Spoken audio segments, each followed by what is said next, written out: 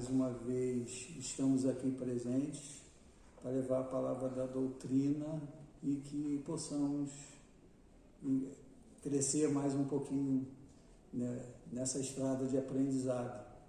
Hoje temos o prazer de receber a nossa irmã Saadia, né, que vai nos trazer mais luz ao nosso caminho. Seja bem-vinda, irmã. Obrigado. Pode começar.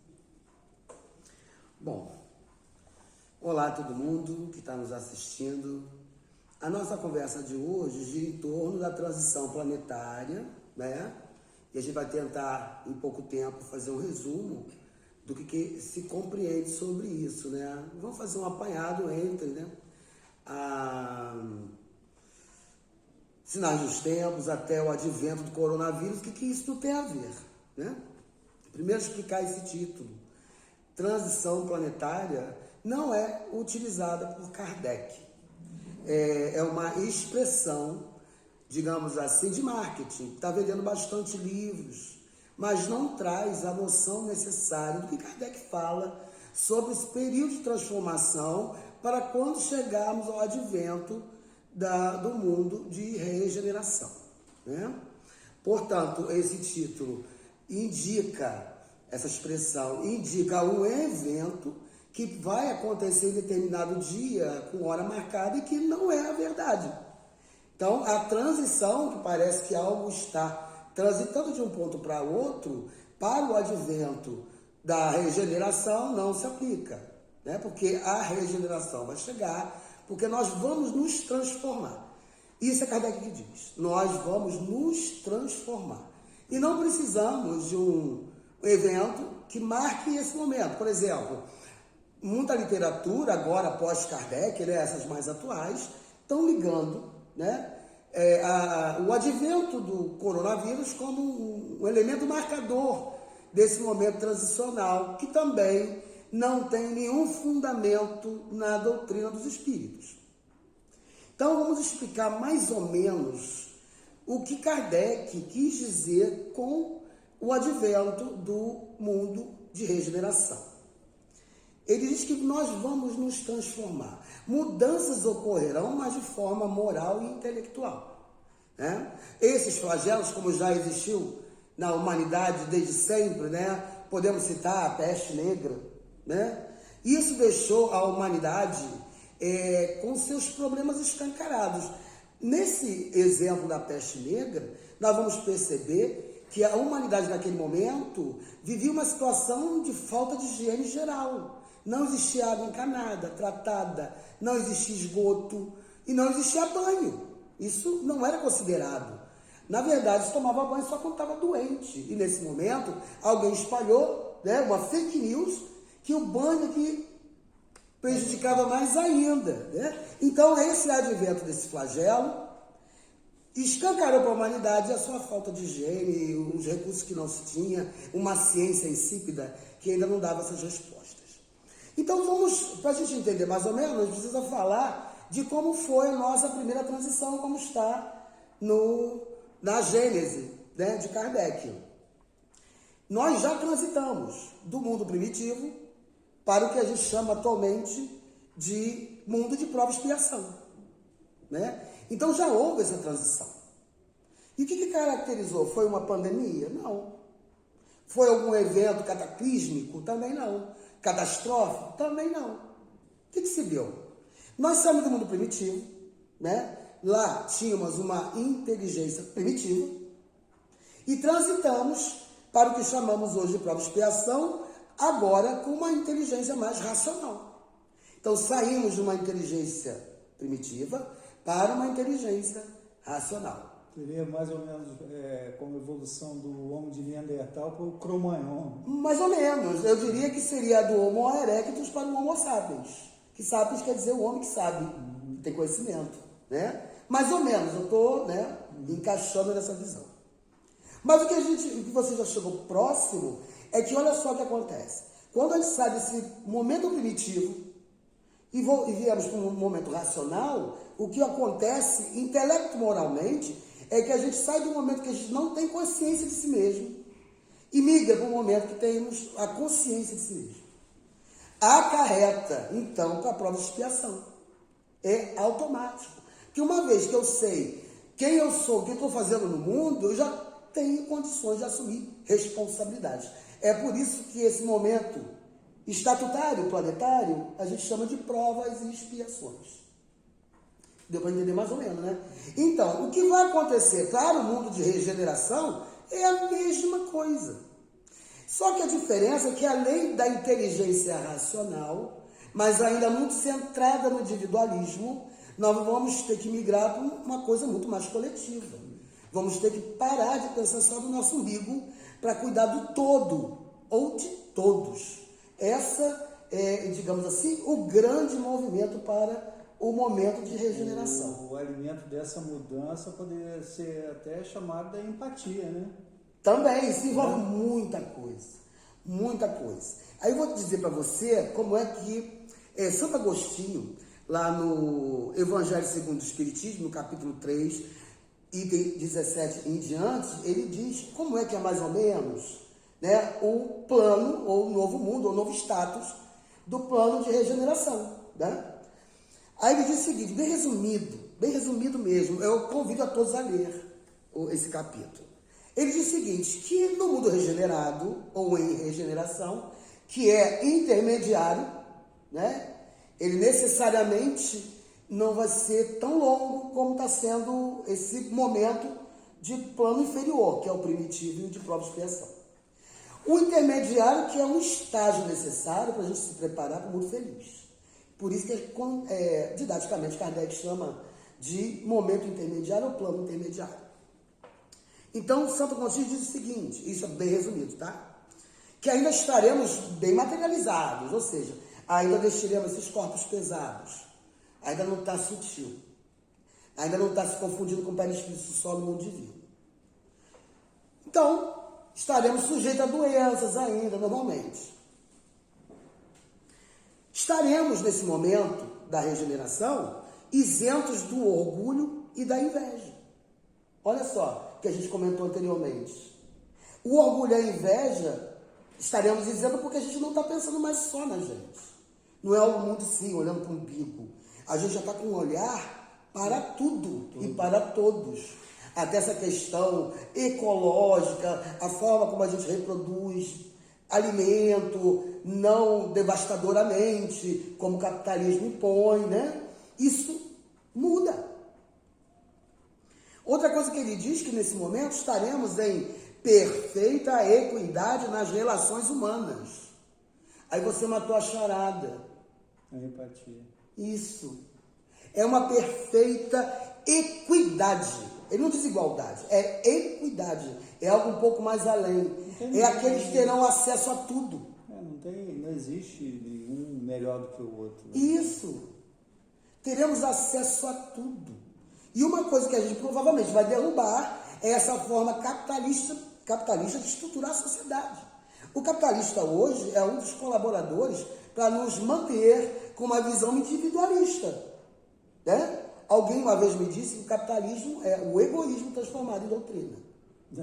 Não é? Então, nesse momento, estaremos vivenciando a equidade das relações. Isso me fez lembrar o slogan da Revolução Francesa. O que eles buscavam? Igualdade, fraternidade e liberdade. Tentaram buscar naquele momento, mas não era tempo. Não era o tempo. Agora sim, com o mundo de regeneração, a gente vai vivenciar exatamente isso, a liberdade, a igualdade e a fraternidade verdadeira. 200 anos de atraso. Com 200 anos de atraso, mas antes tarde do que mais tarde, já dizia Joana d'Arc. Mas por que então que as pessoas ainda estão achando, né, que o advento do coronavírus é o divisor de água, né? Eu posso ensaiar uma explicação, porque nós somos espíritos reencarnantes milenarmente. E nós vivemos no nosso planeta secularmente, religião, né? Ou religiões que impuseram essa visão de fim de mundo, né? Até mesmo pela que está lá em Mateus, né? Quando Jesus fala que não você ouvirá rumores de guerra, mas ainda não é o fim, né? Depois vem o Apocalipse de João, e isso foi muito bem utilizado pelas religiões oficiais como forma de poder e controle social, pelo medo, né? Então a gente reencarna, trazendo esse condicionamento que um dia o mundo acaba, que vai ter uma guerra, né? Que vai acabar com todo mundo. Aí chega o coronavírus e a gente retoma esse condicionamento. A gente começa a vivenciar, não é agora, que vai dizimar a humanidade, aí sim eu vou acordar numa plena manhã de domingo e estarei no mundo de regeneração.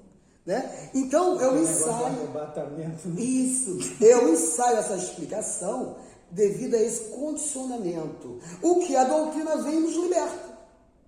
Vem e nos liberta desse condicionamento. Primeiro que ela explica que o mundo não acaba, né? O que acaba é o status quo, né? É a forma como a gente se relaciona, como a gente se reproduz. Isso aí vai modificando.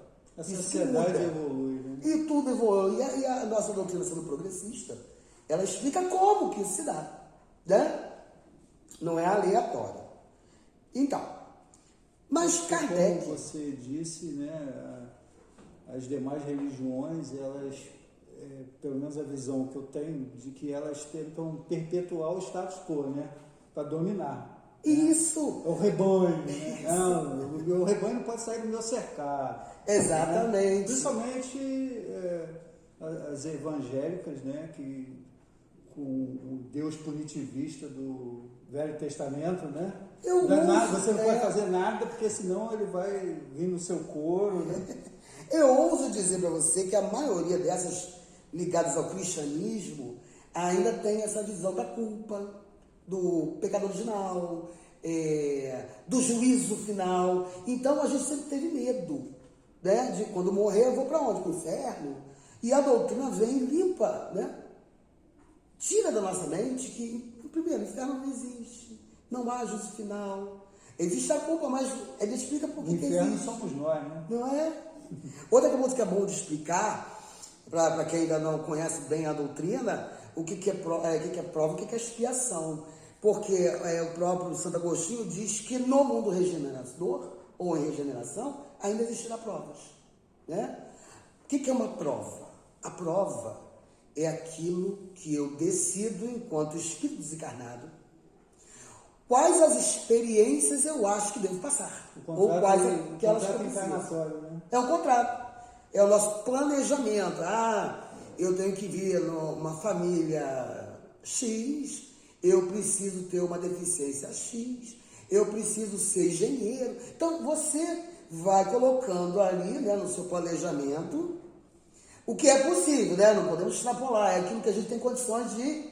Nem sempre a gente vai até o fim, mas a gente planeja para que tudo dê certo, para que a gente passe por aquelas experiências.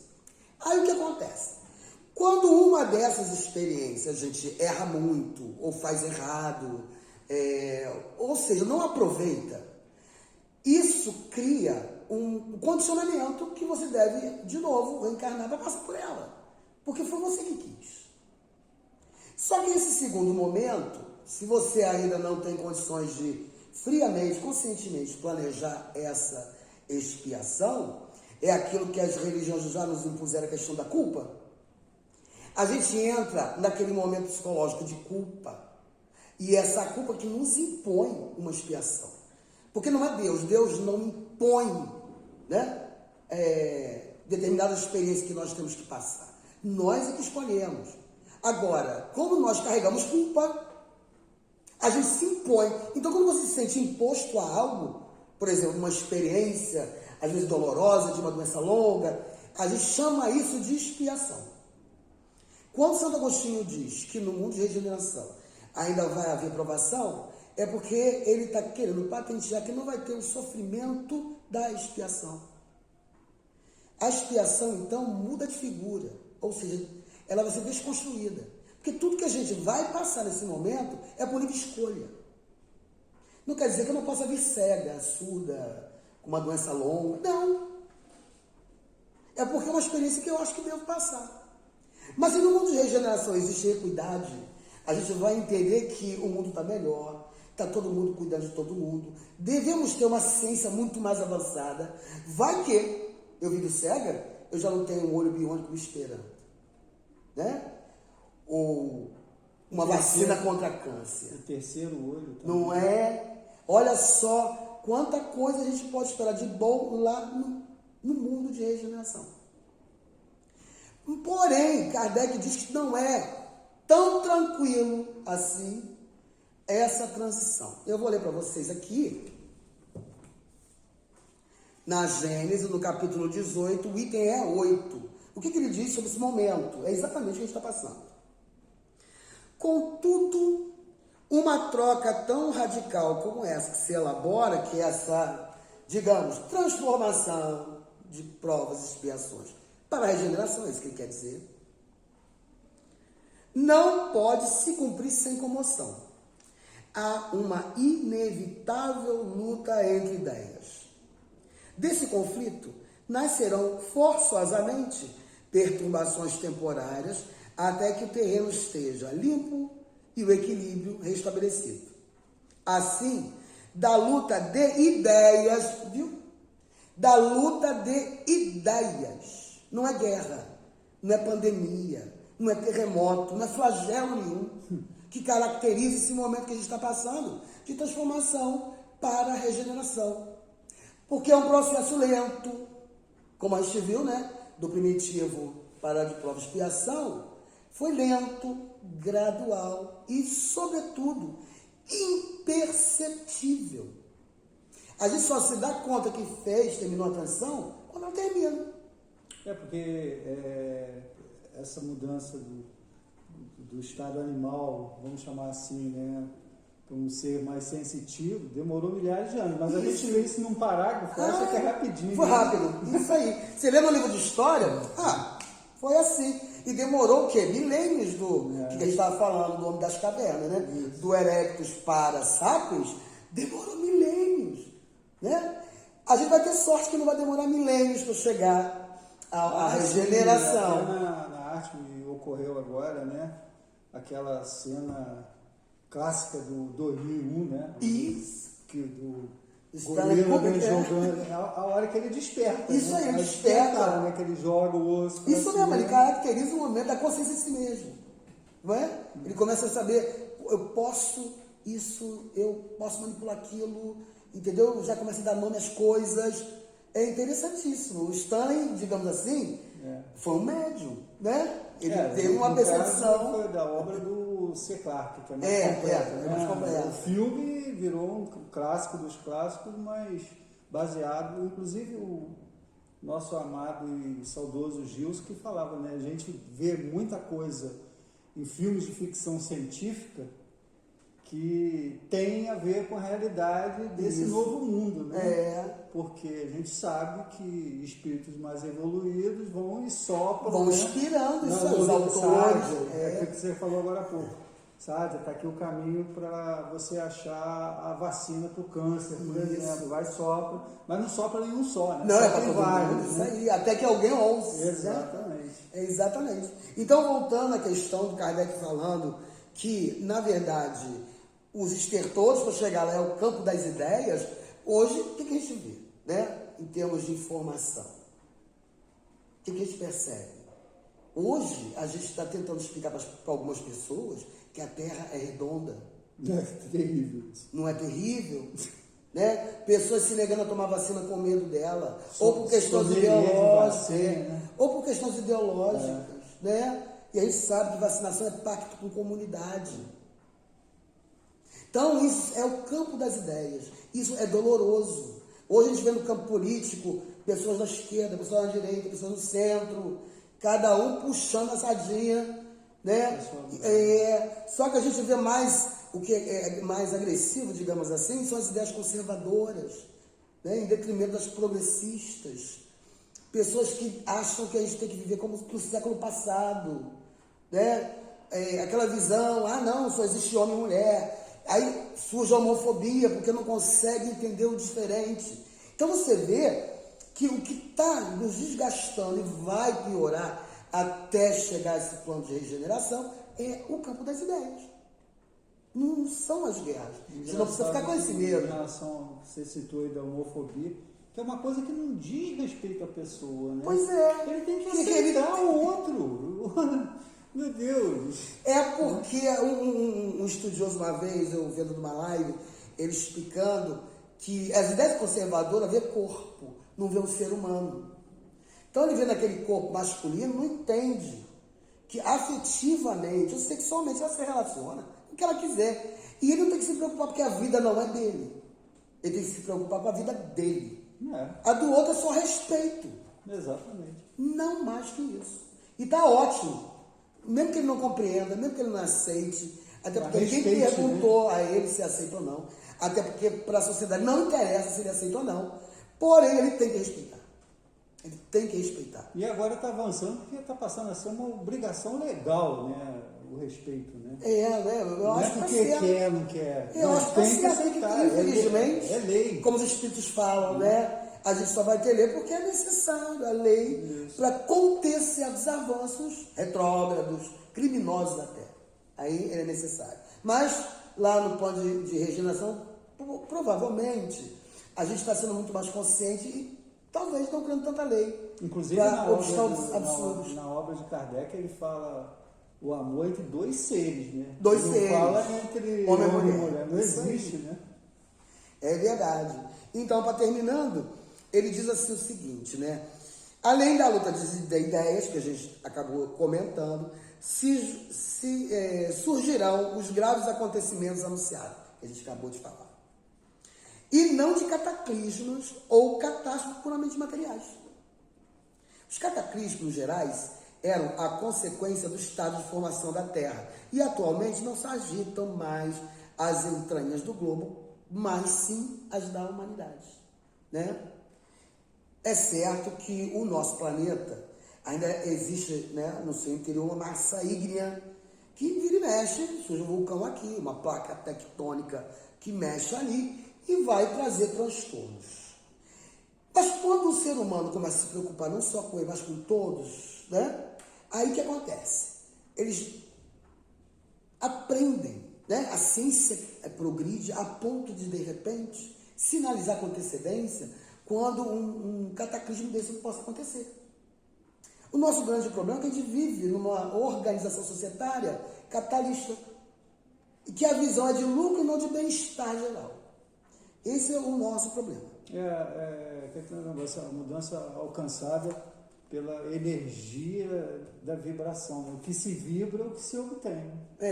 Eu falei com você, né, sobre a peste que deixou patente para a humanidade naquela época, a questão da higiene, e o coronavírus está deixando patente para a gente o quê? Não somos nada. Mas você vê o movimento da sociedade. Grande massa de pessoas se juntando para ajudar quem precisa. Sim. E uma pequena minoria se juntando para tentar lucrar com a doença. Kardec de novo acerta. O problema são as nossas ideias, né? Isso é que vai permanecer por um bom tempo. Deixa eu ver se ainda tem mais alguma coisa para comentar. Sim. Eu iniciei dizendo que tem muita literatura pós-Kardec. Por que eu falo pós-Kardec? Porque os textos que fundam o Espiritismo são os textos de Kardec, com 5 livros. O Livro dos Espíritos, o Livro dos Médiuns, o Evangelho, o Céu e o Inferno e a Gênesis. São textos que fundamentam a doutrina. Alguns chamam de obra básica. Básico para mim é calça jeans. Logo, o que fundamenta são os textos de Kardec. Então, é a referência. É a Bíblia dos É a Bíblia, digamos assim. Nosso texto de referência são esses textos de Kardec. O que vem depois eu chamo de literatura, mediúnica ou não, pós-Kardec. E a gente tem que ter muito cuidado nessas leituras, né? Então, a gente está vendo muita literatura falando desse momento, trazendo conceitos divorciados da doutrina, né? Principalmente com relação a esse momento de transição. Tem um livro que diz, inclusive, que trata a morte como se fosse uma expiação. Não me recordo agora da obra, mas cheguei a ler alguns trechos, não li a obra toda, que tenta dizer, né, que essa mortandade, né, durante a pandemia, são pessoas que estão indo embora do planeta, que estão fazendo uma limpeza, um resgate coletivo, traz essa ideia de morte coletiva, né, e vai misturando assunto que você vai ler na doutrina, isso não é abordado, isso não existe. Primeiro, morte é algo natural. Se assim não fosse, não morreria em plano dos mundos felizes. Vou ler para você aqui, ó. Também Santo Agostinho, falando de como é no mundo feliz, hein? Não é nem no regenerador, é no feliz, com relação à morte. Ele diz o seguinte: em princípio, a longevidade guarda proporção com o grau de adiantamento dos mundos. A morte desse modo, aliás, a morte de modo algum acarreta os horrores da decomposição. Longe de causar pavor, é considerada uma transformação feliz. Ora, se até no mundo feliz existe o desencarne, por que no plano de prova e expiação eu vou considerar o desencarne um castigo? A borboleta sai no casulo, né? Não é? Entendeu? Então a gente tem que ter muito cuidado com essas literaturas que vieram depois de Kardec. Bom, nosso tempo eu sei que é curto, agradeço esse convite e deixo um abraço fraterno para todos vocês. E o que nós temos que fazer para aguardar esse momento é a nossa parte, melhorando-se, né, pessoalmente e fazendo bem mais do que fazer o mal. Obrigado. Bom, em nome da casa eu agradeço sempre o carinho, a generosidade da presença dessa área conosco, né? Agradeço a você que nos acompanha no canal do GEL, Grupo de Estudos Espíritos Legionário da Luz, no YouTube, né? Que procure se inscrever no nosso canal. Aqui embaixo, clica na curtidinha para a gente ver como é que está a audiência, né? Compartilhe essa palestra, né, e as outras que estão disponíveis, né, porque aprendizado nunca é demais, sempre a gente tem essa oportunidade de aprender, como aprendi hoje aqui também, nas palavras da nossa irmã. E, se Deus quiser, até a próxima estaremos juntos. Fiquem todos na paz de Deus. Obrigado.